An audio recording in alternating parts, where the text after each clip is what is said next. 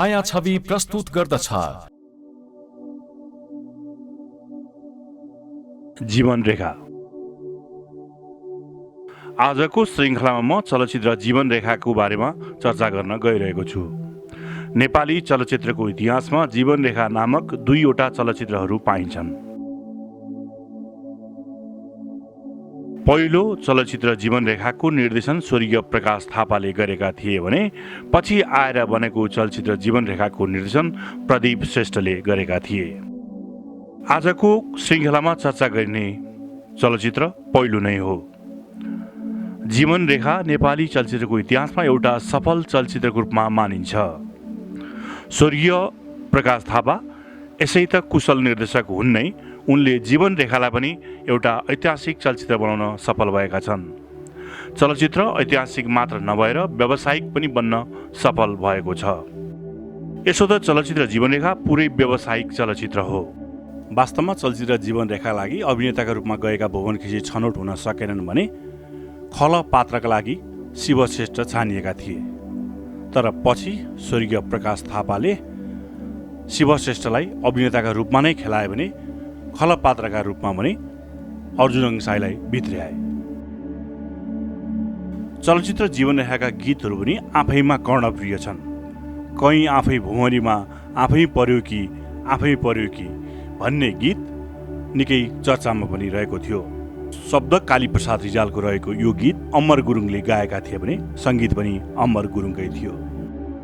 प्रकाश थापा निर्देशित चलचित्र जीवन रेखाको कथा केशवराज पिँडालीले लेखेका थिए भने स्क्रिन प्ले प्रकाश थापा स्वयंले गरेका थिए। त्यस्तै यसमा संवाद चेतन कार्कीको रहेको थियो। मञ्जु कुमार श्रेष्ठ र मुरारी ठाकुर छायाकार रहेको चलचित्र जीवन रेखाको सम्पादन मधुकर बस्नेत र सतीश कोइरालाले गरेका थिए। जीवन रेखामा कालीप्रसाद रिजाल र किरण खरेलले गीत लेखेका छन्। सङ्गीतकार अमर गुरुङ रहेका छन्। त्यस्तै प्लेब्याक सिङ्गरको रूपमा अमर गुरुङ, प्रेमध्वज प्रधान, उदित नारायण झा, तारा देवी लगायतका स्वर सुन्न पाइन्छ। वसन्त श्रेष्ठको कोरियोग्राफी यस चलचित्रमा रहेको छ भने गोपाल भुटानीले द्वन्द्व निर्देशन गरेका छन्। तपानाथ शुक्ला र गङ्गालाल पिखाले साउन्ड डिजाइनको काम गरेका छन् भने ब्याकग्राउन्ड स्कोर मनहरी सिंहको रहेको छ। चलचित्र जीवन रेखालाई प्रकाश थापाले निर्देशन गरेको कुरा त मैले बताइहालेँ नै। यसमा मीनाक्षी आनन्द, शिव श्रेष्ठ, शान्ति मास्के, वसुन्धरा भुषाल, गोपालराज मैनाली, अर्जुन साई लगायतका कलाकारहरूको अभिनय हेर्न पाइन्छ।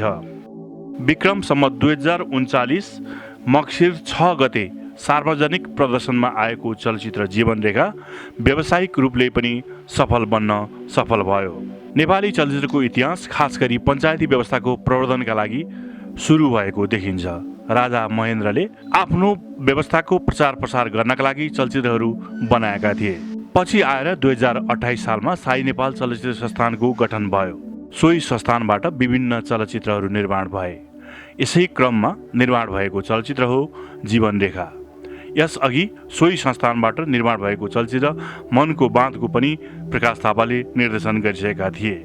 नेपाली चलचित्रको अनेक कालखण्डमा थुप्रै उपन्यास कथालाई दृश्य भाषामा बदल्ने यत्न गरियो, जसमध्ये धेरैजसो दर्शकबाट अस्वीकृत पनि भए। चलचित्र जीवन रेखा पनि कृतिमाथि नै बनेको चलचित्र थियो। केशवराज पिँडालीले लेखेको कृति अन्तदेखि सुरुलाई जीवन रेखा बनाइएको थियो। नेपाली चलचित्रको सुरुवाती चरणमै लेखक केशवराज पिँडालीले आफ्नो कृतिको एक अंश पनि न्याय नभएको भन्दै दुखेसो व्यक्त गरेका थिए। तत्कालीन समयमा उनको उपन्यास अन्तदेखि सुरुलाई फिल्मीकरण गरेर जीवन रेखा बनाइए पनि लेखक केशवराज पिँडाली पनि सन्तुष्ट थिएनन्। तर उपन्यासकारले जुन भावमा कथानक रचना गरेका थिए, निर्देशकले दृश्य भाषामा त्यो गहिराई स्पर्श गर्न सकेनन् भन्ने खालको बनाइ थियो। नतिजा कृतिको फिल्मीकरणले लेखकलाई सन्तुष्ट बनाउन सकेन, अथवा नेपाली चलचित्रको कालखण्डमा विभिन्न कृतिमाथि यसरी चलचित्र बनिरहेकै छन्। प्राय जसो लेखकहरूले आफ्नो कृतिलाई फिल्मीकरण गर्दा रुचाएको भने पाइएको छैन। आवरणमा हेर्दा कृतिलाई फिल्मीकरण गर्नु सहज र रक्षात्मक देखिन्छ, तर कुनै कृतिको कथानक मर्म भावलाई दुरुस्तै वा अझ रचनात्मक ढङ्गले दृश्य भाषामा उतार्नु खेलाँची विषय पक्कै होइन।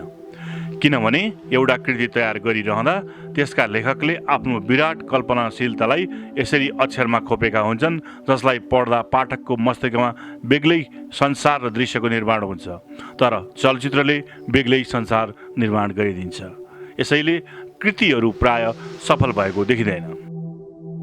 नेपाली चलचित्रको इतिहासमा अथवा विकास क्रममा शिव श्रेष्ठ र भुवन केसीको निकै योगदान पाइन्छ। चलचित्रको व्यावसायिक रूपमा सफलता हासिल गरेका त्यतिखेरका हिरोहरू शिव श्रेष्ठ र भुवनलाई नेपाली चलचित्रको इतिहासले कहिल्यै बिर्सन सक्दैन।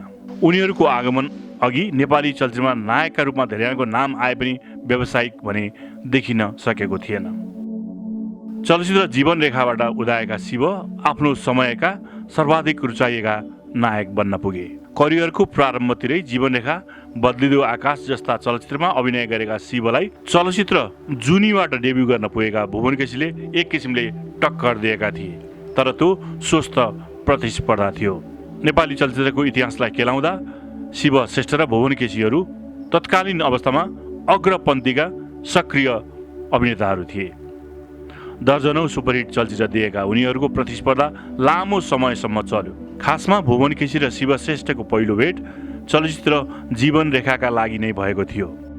शाही नेपाल चलचित्र संस्थानका लागि निर्माण हुँदै गरेको जीवन रेखाका लागि शिव श्रेष्ठ र भुवन केसी पुगेका थिए।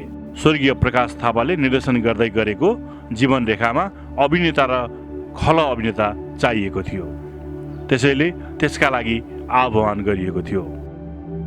भुवन अभिनेता र शिव खल अभिनेताका लागि अभिनय गर्न निर्देशक थापा कहाँ पुगेका थिए, तर निर्देशक थापाले शिवलाई अभिनेताका रूपमा अनुबन्ध गरे, भुवन भने बाहिरिए। संयोग के पर्यो भने भुवन केसी बाहिरिए पनि तत्कालै उनले चलचित्र जुनी गरे, जसका कारण दुवै हिरो एकै समयमा नेपाली चलचित्रको क्षेत्रमा देखा परे। खासमा यी दुईको प्रतिस्पर्धा देखिनुमा एकै समयमा दुई अभिनेता नेपाली चलचित्रको क्षेत्रमा आएको कारणले पनि प्रतिस्पर्धी रूपमा दर्शकहरूले लिएको अनुमान गर्न सकिन्छ। जीवन रेखा एउटा नेपाली चलचित्रको कोसेढुङ्ग चलचित्र हो। चलचित्रबाट शिव श्रेष्ठ र अर्जुन जङसाई उदाएका थिए। यसो त चलचित्र व्यावसायिक पनि थियो र नेपाली चलचित्रको इतिहासमा नमेटिने छाप बनेर बसेको थियो। स्वर्गीय प्रकाश थापा सिद्धहस्त निर्देशक त थिए नै, उनले आफ्नो कला कौशललाई यस चलचित्रमा राम्ररी बुनेका थिए।